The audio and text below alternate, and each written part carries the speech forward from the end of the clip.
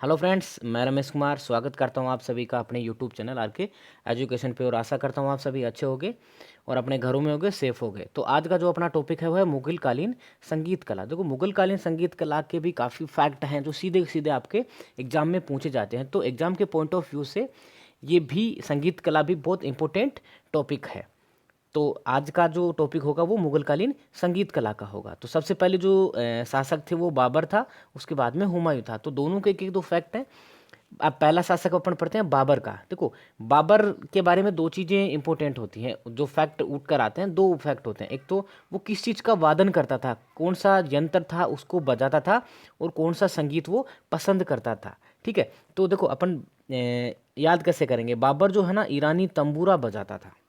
ठीक है, तंबूरा एक बकरे की खाल से मंडा हुआ वाद्य यंत्र आता है, वो बाबर पसंद करता था। इसको याद कैसे करेंगे। देखो, बाबर जब आया भारत में तो बाबर का शासन स्थापित नहीं हुआ था। जब आया था तो उसके पास रहने के लिए घर नहीं थे, तो उसको तंबुओं में रहना पड़ रहा था। ठीक है, तो तंबुओं में रहता था, उससे याद कर लेंगे अपन, तंबूरा। ठीक है, दूसरा उसको संगीत कौन सा पसंद था। यानी देखो, ये सूफियान संगीत है ना, इस पे आपके दो फैक्ट आएंगे। एक तो सूफियान नृत्य आएगा और एक संगीत आएगा। तो नृत्य आगे चलेंगे अपन, फिलहाल संगीत के बारे में बात करते हैं। तो सूफियान संगीत जो है वो बाबर का था। ठीक है, दो फैक्ट है, कौन सा वादन करता था और कौन सा संगीत पसंद करता है। क्लियर। अब उसके बाद में आते हैं हुमायूं का। देखो, हुमायूं के दरबार में जो है ना 29 गायक और वादों का उल्लेख उसकी किताब में किया गया है। अब इंपॉर्टेंट फैक्ट आता है ये, बच्चू।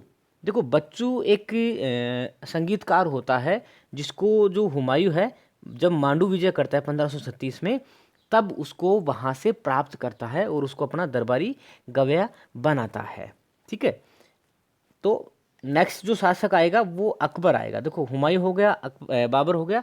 दोनों के एक एक दो दो फैक्ट है, ज़्यादा टफ नहीं है, याद करना बहुत इजी वे है। ठीक है, अब अकबर। देखो, अकबर काल जो था ना, वो मुगल काल में बहुत इम्पोर्टेंट महत्व रखता है, क्योंकि अकबर काल में संगीत का जो विकास था वो बहुत ज़्यादा हुआ था। जिससे भारतीय संगीत कला की शुरुआत तो अमीर खुश ने की थी, लेकिन इसका जो विकास था वो अकबर काल के समय में हुआ था। ठीक है, तो पहला फैक्ट क्या है, संगीत कला उत्तम काल था। ठीक है, ये हिंदू मुस्लिम जो शैली थी वो विकसित हुई। देखो, मोस्टली शासक जो थे हिंदू मुस्लिम शैली को, विकास को कम प्रमोट कर रहे थे, लेकिन अकबर हर मामले में, स्थापत्य हो या संगीत हो या साहित्य हो, हर मामले में हिंदू मुस्लिम शैली को विकसित कर रहा था। इसका जो शुरुआत थी वो तो अमीर खुसरो के टाइम पे हो गई थी, जो अलाउद्दीन का दरबारी कवि था, अलाउद्दीन खिलजी का दरबारी कवि था। ठीक है, अब देखो, अब मैंने एक पढ़ा था बाबर का कि वो कौन सा वाद्य यंत्र बजाता था, तो अपन ने उसको पढ़ा था कि वो तंबुओं में रहता था, तो तंबूरा।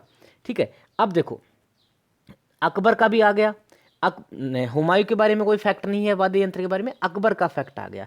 अकबर को कौन सा पसंद था, नकारा या नगाड़ा बोलते हैं उसको। देखो, इसको याद कैसे करेंगे। याद करने का तरीका ये कि मुगल शासक जो भी हुए हैं, जितने भी राजा हुए थे, उनमें सबसे ज़्यादा युद्ध किसने किए थे, अकबर ने किए थे। ठीक है, अकबर के सेनापति ने, यानी सबसे ज़्यादा युद्ध अकबर के काल में हुए थे। तो अब देखो, याद कैसे हुआ, इस चीज़ का से लिंक कैसे करेंगे। जब भी युद्ध होता था तो नगाड़े बजाए जाते थे। जब भी सेना गुजरती थी किसी गांव से, तो ये मानो कि सबसे ज़्यादा नगाड़े किसके टाइम पे बजाए गए, जिसके टाइम पे सबसे ज़्यादा युद्ध हुआ। तो युद्ध कब हुआ, अकबर के। तो अकबर ने सॉरी, अकबर जो था वो नगाड़ा का जो वाद्य यंत्र था उसका बहुत अच्छा वादक था। क्लियर। देखो, तंबू में कौन रहता, बाबर। नगाड़े कौन बजाता था, अकबर। ठीक है, अब देखो, अकबर यही नहीं रुका, अकबर को संगीत के प्रति भी लालसा थी। वो हर चीज़ को सीखना चाहता था, तो उसकी लालसा जो थी ना वो बहुत ज़्यादा थी। तो उसने एक अपना गुरु बनाया, यानी उसको लालसा थी, यानी उसने गुरु बनाया मियाँ लाल या कुलवंत लाल। जहाँ भी लाल आ गया, लालसा थी तो लाल आ गया, तो अकबर आ जाएगा, अकबर का गुरु आ गया। अब देखो, उसकी जो संगीत के प्रति जो लालसा थी उसका एक उदाहरण दिया है उनके एक एक बुक में।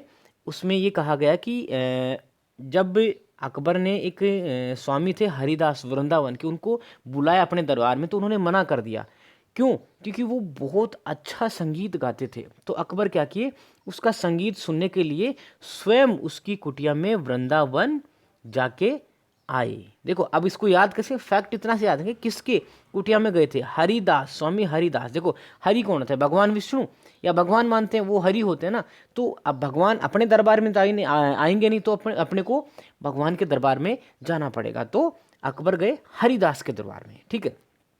अब देखो एक बुक थी राग सागर। देखो राग, अकबर के टाइम पे संगीत की बहुत ज़्यादा इंपॉर्टेंस बढ़ गई थी, बहुत ज़्यादा संगीत का विकास हुआ। यानी राग, संगीत राग एक चीज़ है, यानी संगीत का सागर भर गया था। तो राग सागर अकबर के काल में, ठीक है।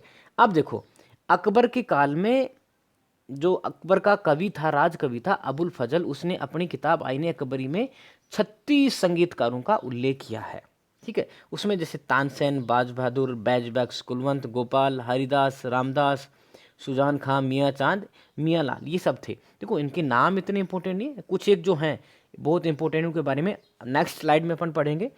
आपको जो मोस्ट है उनका ध्यान रखना, उन्हीं के फैक्ट आपके एग्जाम में उठ के आते हैं सीधे सीधे, ठीक है। अब देखो जिसके बारे में सबसे ज़्यादा फैक्ट पूछे जाते हैं संगीत कला में मुगल काल में, वो है तानसेन, ठीक है। देखो तानसेन कौन था, अकबर का दरबारी कवि था, जो अकबर के नवरत्नों में आता था, ठीक है। अकबर के दरबार में 9 रत्न होते थे, यानी 9 व्यक्ति थे, 9 दरबारी गण थे, वो विशिष्ट योग्यता वाले थे। तो उनमें एक तानसेन भी था, ठीक है। अब देखो इसके बारे में थोड़े से फैक्ट आते हैं। एक तो तानसेन का नाम पूछ लिया जाता है कि उसका पुराना नाम क्या है। तानसेन उसको बाद में दिया होता है, उसकी उपाधि होती है। तो उसका नाम जो था ओरिजिनल पहले का, वो था राम तनु पांडे, ठीक है, राम तनु पांडे। और ये या इसका दूसरा नाम था तना मिश्रा। तो ये राम तनु पांडे थे। ये मोस्टली फैक्ट पूछा जाता है, कई पेपर्स में आया हुआ क्वेश्चन भी है कि तानसेन का नाम क्या था, पुराना नाम क्या था, रामतनु पांडे। अब देखो इसको याद कैसे करेंगे। देखो ये किसके दरबार में था, ये जो था ना, ये रीवा का एक राजा था रामचंद्र, ठीक है। तो रीवा के जो राजा थे रामचंद्र, उनके दरबार में कौन थे, रामतनु, ठीक है। दोनों को राम राम कनेक्ट कर लेंगे, तानसेन रामतनु रामचंद्र के दरबार में। तो राजा का नाम याद होगा, कहाँ से प्राप्त किया था, जब रीवा की तरफ उन्होंने अभियान किया था, युद्ध अभियान किया था, तब रामचंद्र से तानसेन को प्राप्त किया था अकबर ने, ठीक है। अब देखो अकबर कहाँ गया था, हरिदास के पास में। यानी इतना बड़ा संगीतज्ञ कि अकबर जैसा महान राजा भी वहाँ पे चला गया। तो अगर तानसेन बहुत बड़ा संगीतज्ञ हुआ तो उसके लिए गुरु भी बहुत महान होगा ना। तो गुरु का नाम हो गया हरिदास, ठीक है। अब देखो जन्म कहाँ हुआ, ये एक फैक्ट भी आया हुआ है, बहुत सारे पेपर्स में ये क्वेश्चन आया हुआ है कि तानसेन का जन्म कहाँ हुआ था, वो हुआ था ग्वालियर में। देखो दिल्ली का शासक था अकबर, वहाँ ये दरबारी कवि था।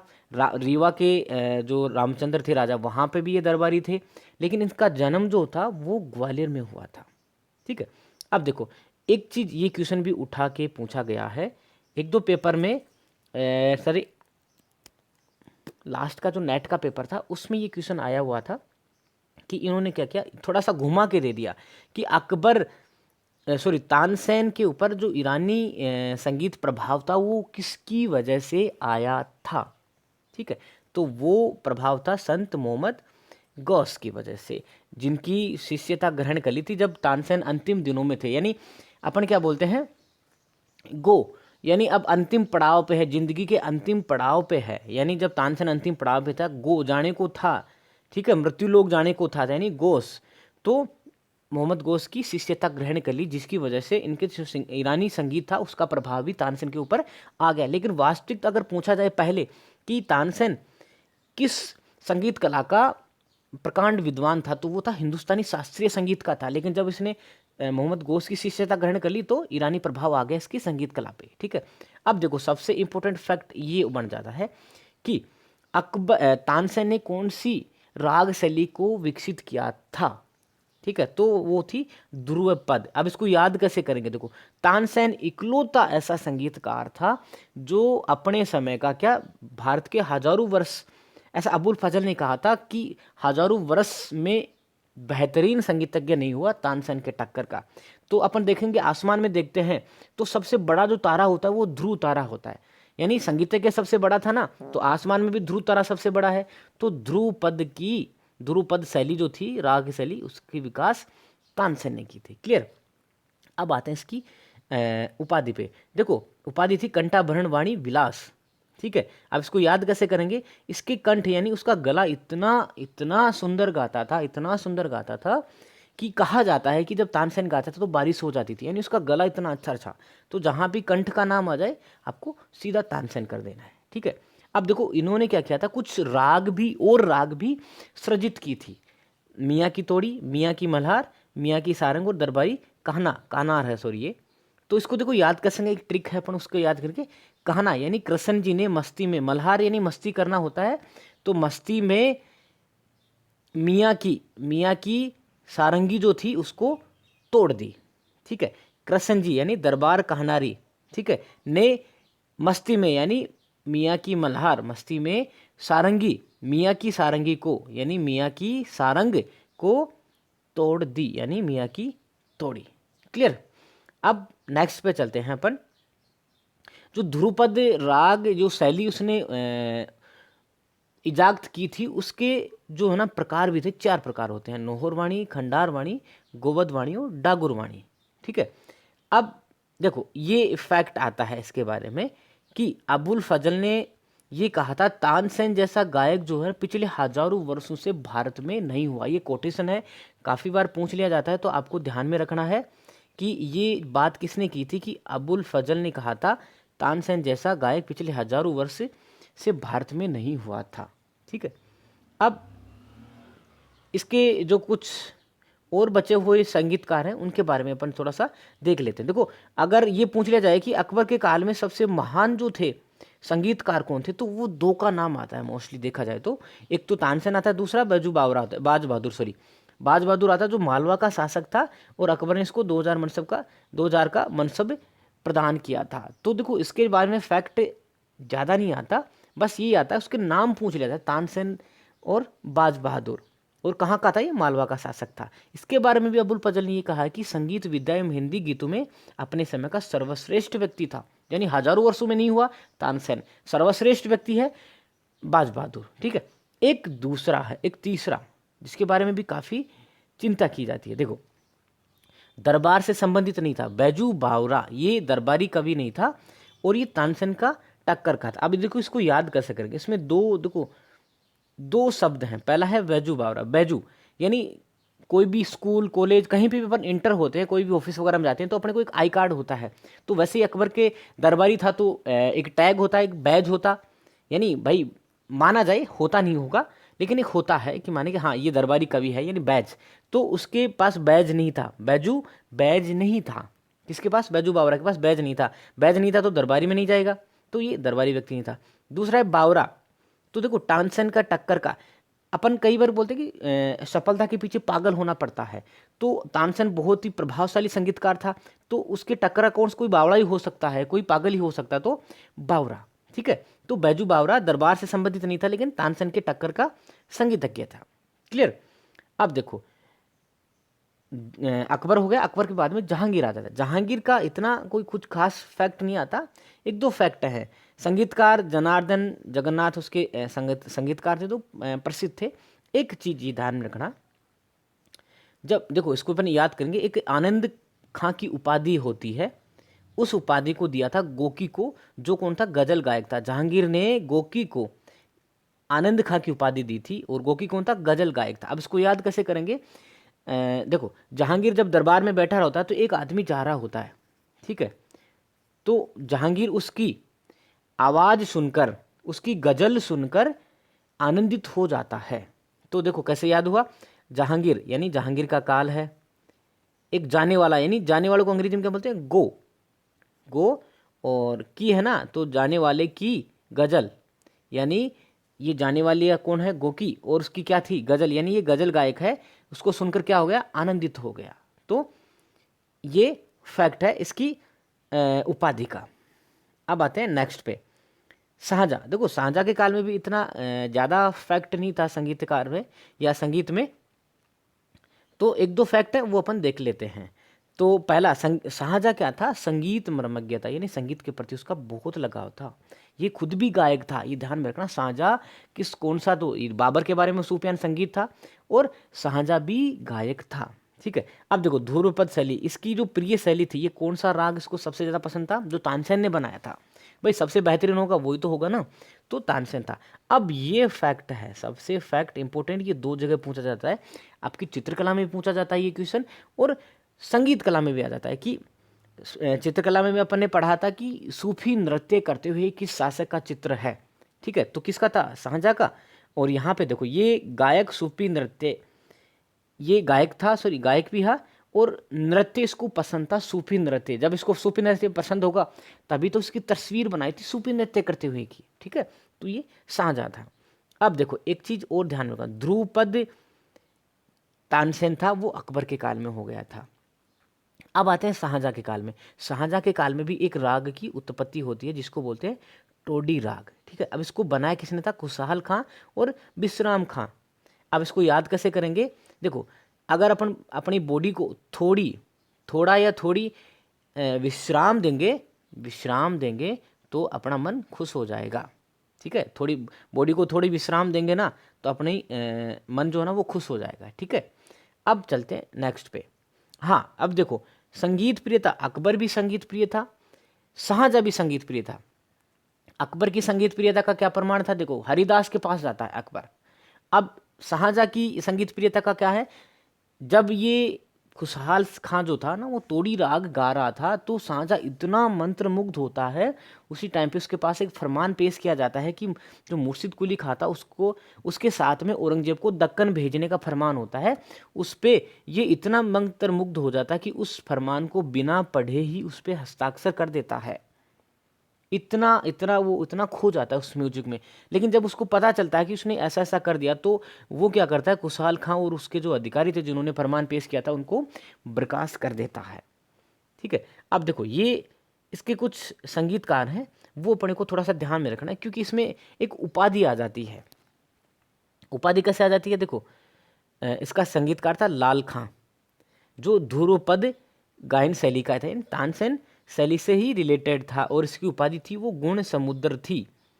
अब देखो ध्रुपद जो शैली थी उसका रचयिता कौन था? तानसेन। ठीक है, उसको कौन सी दी थी? कंठ। उसका गला अच्छा था ना, सुंदर था, तो उसको वो कंठाभरण विलास वाणी की वो दी थी। अब देखो लाल खां यानी एक लाल सागर है, पृथ्वी में एक महासागर है जिसका नाम है लाल सागर। ठीक है, और क्या है वो? समुद्र है। तो ध्यान में रखना, जहाँ समुद्र आ जाए वहाँ लाल खां आ जाएगा। ठीक है, अब देखो नेक्स्ट चलते हैं।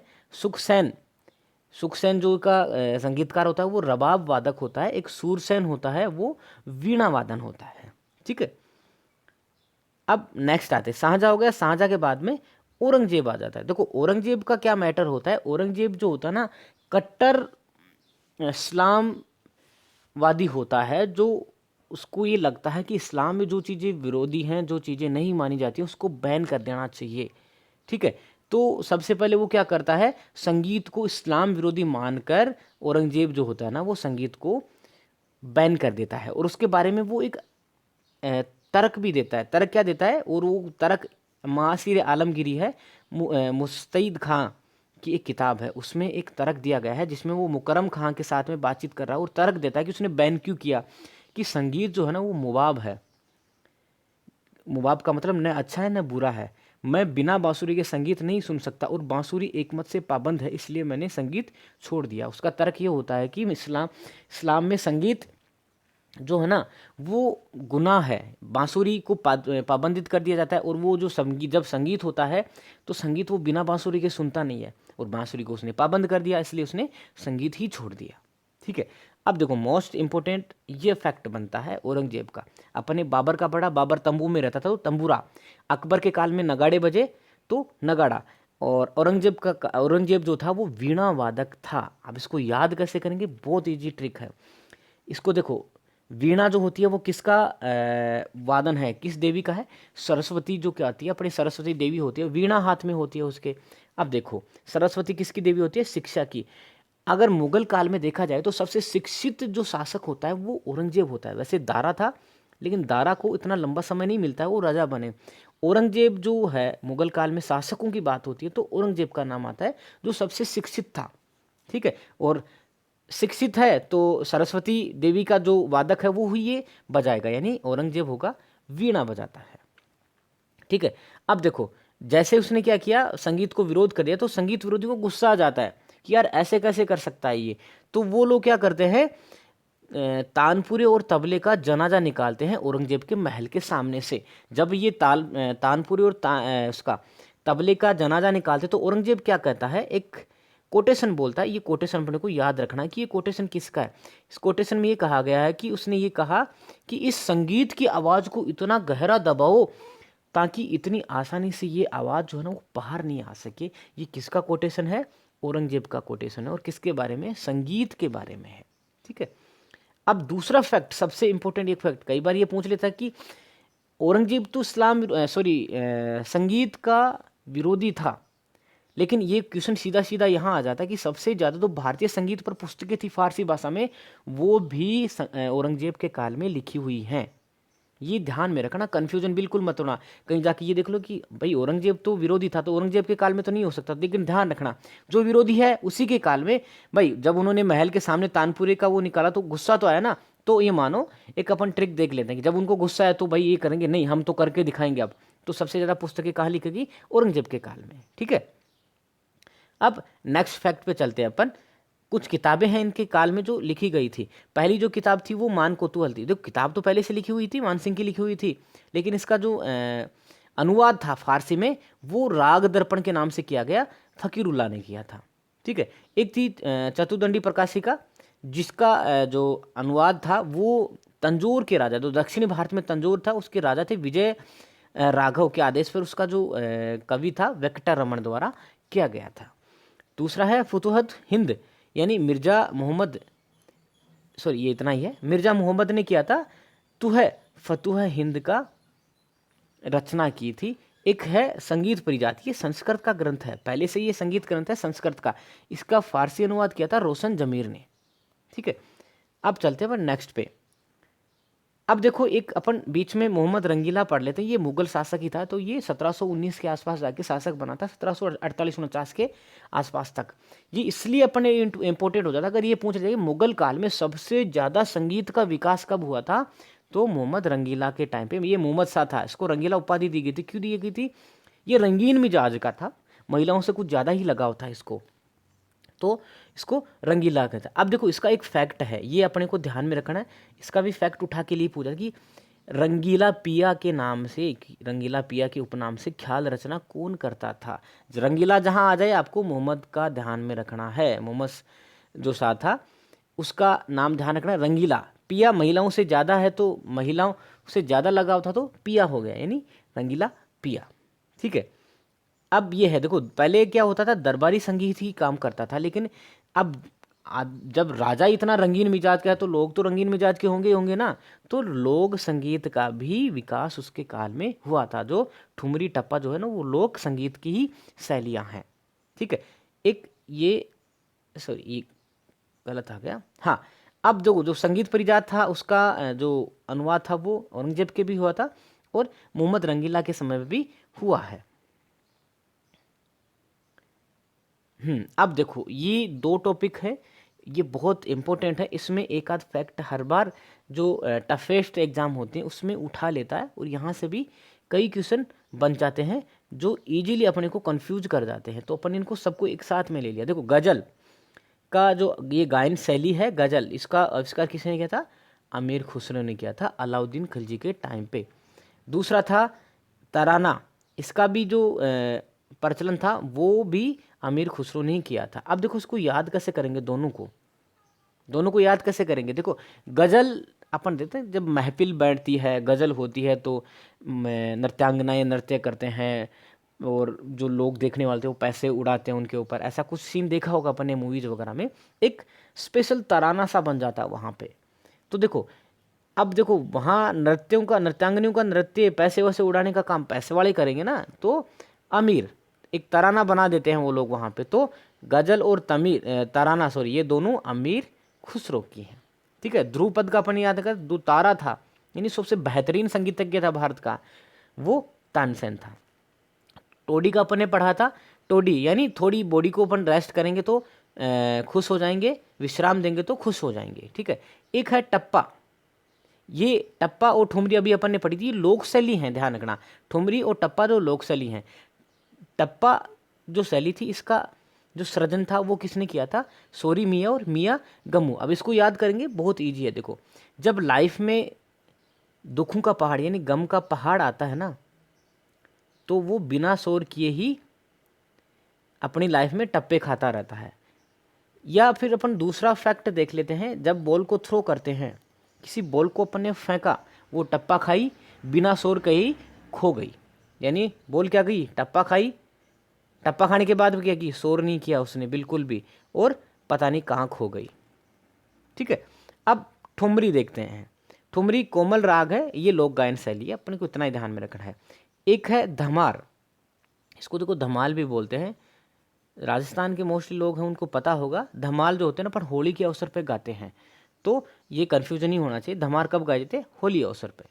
ठीक है, अब देखो इंपॉर्टेंट फैक्ट है, इसमें भी एक दो क्वेश्चन आ जाता है, और मोस्टली शायद लास्ट ईयर फर्स्ट ग्रेड या नेट का एक क्वेश्चन आया था, उसमें जो राग गायन है इससे रिलेटेड आया था। तो देखो फैक्ट को अपन थोड़ा सा इजीली क्लियर कर लेते हैं। पहला है राग भैरवी, ये कब गाया जाता है? इसमें देखो, ये आपको एक राग दी जाएगी और ये पूछा जाएगा कि ये कब गाया जाता है। तो देखो, पहला है राग भैरवी। अब इसको कैसे याद करेंगे? राग भैरवी का देखो ये होता है, जब एक अपने देवता होता है, स्थानीय देवता होता है भैरू जी, ठीक है, और उसकी आरती जो होती है ना, वो प्रबल आरती होती है ना, वो सुबह सुबह ही मानी जाती है। तो राग भैरवी जो है वो कब गाया जाएगा? सुबह गाई जाती है। राग हिंडोला, देखो हिंडोला अपने राजस्थान में जो ना हिंडोला बोलते हैं, झूला झूलने को लिए बोलते हैं। तो ठीक है, देखो झूला कब झूलते हैं? जब वसंत ऋतु होती है, सुबह सुबह महिलाएं पार्क है, बाग है, खेत है, वहाँ जाती हैं, झूला झूल के आ जाती है। तो राग हिंडोला यानी जो झूला होते हैं वो कब होते हैं? बसंत ऋतु, प्रातःकाल। ठीक है, राग सारंग और राग मुल्तानी, ये दो कब गाए जाते हैं? दोपहर में। दोनों को कैसे याद करेंगे? यानी मुल्तानी, मूल, इसको इससे यहाँ मूल उठाएंगे और यहाँ से लेंगे सारंग, यानी सारा रंग। यानी कोई सी कपड़े को जो है ना अपन क्या करते हैं, धूप में सुखाते हैं, तो उसका सारा रंग उड़ जाता है, मूल मूल वस्तु बचती है। तो सबसे ज़्यादा धूप कब पड़ती है? दोपहर में। तो कपड़े का सबसे ज़्यादा रंग कब उड़ेगा? दोपहर में। तो ध्यान रखना, सारंग, सारा रंग और मुल्तानी यानी मूल वस्तु बचती है, तो ये दोनों कब हो जाएंगे? दोपहर को ज़्यादा इफेक्ट पड़ेगा, तो दोपहर को। नेक्स्ट आते हैं अपन राग श्री। देखो राग श्री कब गाई जाती है? शरद ऋतु में, सूर्यास्त के टाइम पे। अब इसको याद कैसे करेंगे? राग श्री, श्री को लेते हैं अपन सर्दी, श्री का बनाते हैं अपन सर्दी। सर्दी कब होती है? शरद ऋतु में। और सर्दी का प्रभाव कब बढ़ता है? दोपहर होता है, शाम होती है, जैसे शाम ढलती है सर्दी बढ़ने लग जाती है। तो ध्यान रखना, राग श्री सूर्यास्त में। राग यमन, ये रात्रि के प्रथम पहर में। राग बिलावल रात्रि के प्रथम पहर में। और राग भूपाली, तीनों जो है ना ये रात्रि के प्रथम पहर में। क्लियर। नेक्स्ट जो आते हैं राग देश। राग देश जो है वो प्रथम और द्वितीय पहर में। अब इसको याद कैसे करेंगे? देखो ये क्या है? देश, अपना देश क्या है? राज्यों का संघ। यानी देखिए, राज्य अलग हो गया, देश अलग हो गया, यानी दो चीजें हो गई, एक और दो। तो ध्यान रखना, प्रथम और द्वितीय पहर, रात्रि का प्रथम और द्वितीय पहर। नेक्स्ट है राग विहाग, ये द्वितीय पहर, रात्रि का द्वितीय पहर। राग बामश्री, ये मध्य रात्रि में। राग मालकोस, मध्य रात्रि। राग ललित, रात्रि का अंतिम पहर। राग दीपक, देखो दीपक की कब जरूरत पड़ती है? अंधेरा में। अंधेरा कब होता है? रात को। तो राग दीपक कब हो गई? रात्रि को। राग काफ, ये रात्रि को ही गाया जाता है, सॉरी रात्रि को ही गाई जाती है और होली के अवसर पर गाई जाती है। अब इसको याद कैसे करेंगे? राग काफ यानी होली के अवसर पर है ना, डफ है, चंग है, ये गाए जाते हैं। तो डफ को, डफ का फ और काफ, यानी जहाँ फ है वो होली के अवसर पे आ गई, रात्रि के टाइम पे। तो लास्ट का है राग मेघ, जब आकाश में बादल घूमड़ते हैं। वर्षा कहाँ से होती है? बादलों से तो आती है ना। जब आकाश में बादल आएंगे तो ये मान लेते हैं मेघ यानी वहाँ वर्षा ऋतु आ गई, बादल आ गए, काले पीले बादल हो गए, यानी वर्षा आने वाली है, तो वर्षा ऋतु। क्लियर। तो आशा करता हूँ आप सभी को अच्छे से क्लियर हो गया होगा। और संगीत कला में कोई फैक्ट जो है ना, वो आपसे बिना गलत हुए छूटना नहीं चाहिए, सॉरी बिना सही हुए छूटना नहीं चाहिए आपके पेपर में। धन्यवाद।